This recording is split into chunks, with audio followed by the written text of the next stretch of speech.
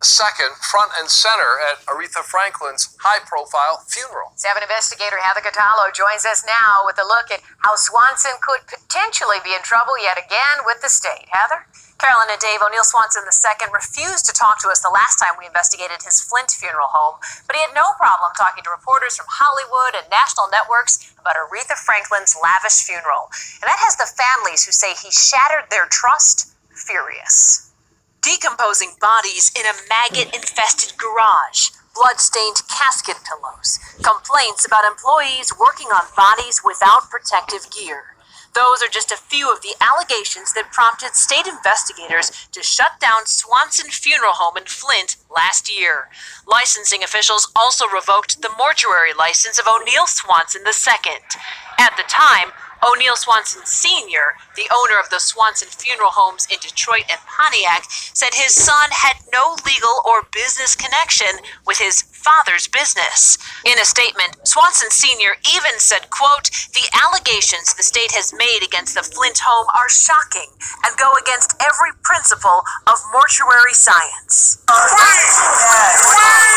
Despite those statements distancing himself from his son, both father and son played a starring role together in the national and international coverage of Aretha Franklin's funeral. The Detroit-based Swanson's Funeral Home provided the classic Cadillac LaSalle hearse that carried the Queen of Soul to her final resting place.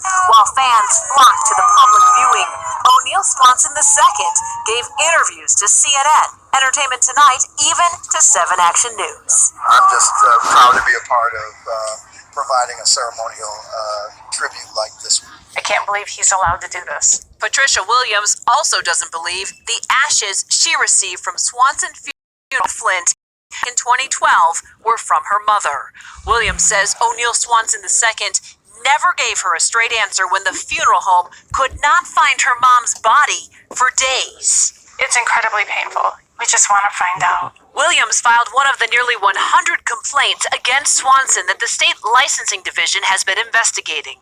Because his mortuary science license was revoked in April, state officials say he cannot work as a funeral director. So why was he calling himself that during interviews? What does that say? O'Neill Swanson, funeral director. SWANSON, the second director. When Williams saw Swanson on Entertainment Tonight last month during the Franklin funeral coverage, she was devastated. It wasn't a slap, it was a punch in the face and in the gut.